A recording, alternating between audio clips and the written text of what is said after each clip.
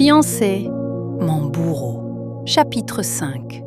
Ce soir-là, Nzila se souvenait encore du jour où Ndjambé est entré dans leur vie. Le vent soufflait doucement ce jour-là. À Libreville, la saison sèche rendait l'air plus frais, surtout en fin de journée.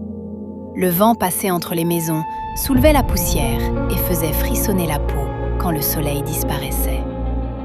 Elle était assise dans la cour, chez Mba Obamé. Le jour tombait lentement.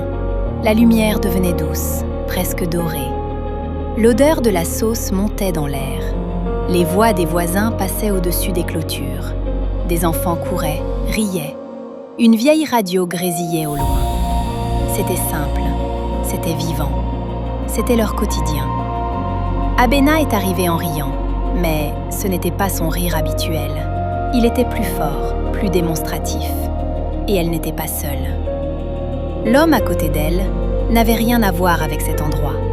Chemise impeccable, chaussures brillantes, montre, trop chère pour ce quartier.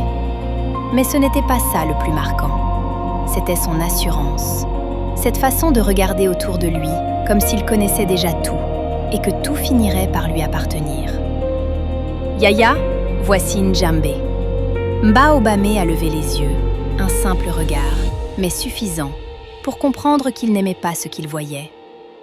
Ndjambé s'est tourné vers Nzila, son regard, une seconde de trop. « Enchantée, Nzila, Abena parle souvent de toi. » Sa voix était douce, presque trop. Il s'est installé, comme chez lui. Il parlait facilement, trop facilement. Il complimentait tout, la maison, le repas, les études de Nzila, même les détails les plus insignifiants. Mais rien ne semblait vraiment sincère. Mba Obamé, lui, restait silencieux. Sa mâchoire se tendait, ses doigts se refermaient. Il ne parlait pas, mais il observait.